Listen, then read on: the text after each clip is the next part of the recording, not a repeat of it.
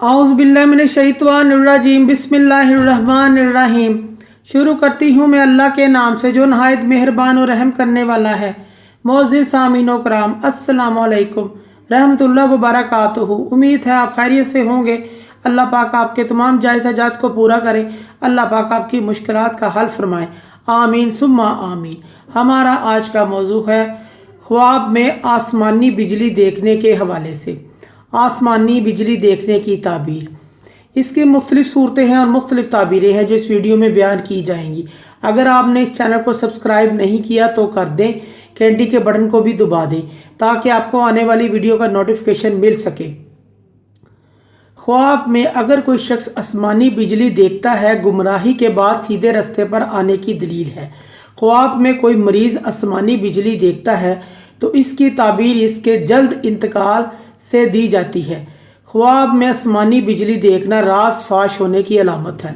ख्वाब में आसमानी बिजली कोई ऐसा शख्स देखे जिसका कोई घर का फ़र्द गुम हो गया है तो वो गुमशुदा शख्स वापस आ जाएगा। ख्वाब में आसमानी बिजली देखने से एक ताबीर और भी है कि वो किसी मजबूर इंसान की मदद करेगा।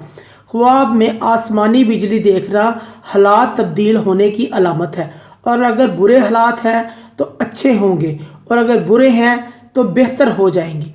ख्वाब में आसमानी बिजली देखना किसी से लड़ाई झगड़े की अलामत भी है।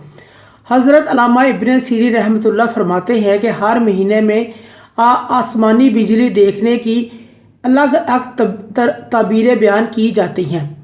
अगर कोई जनवरी में आसमानी बिजली देखता है तो ताबीर यह है कि सर्दी खूब पड़ेगी।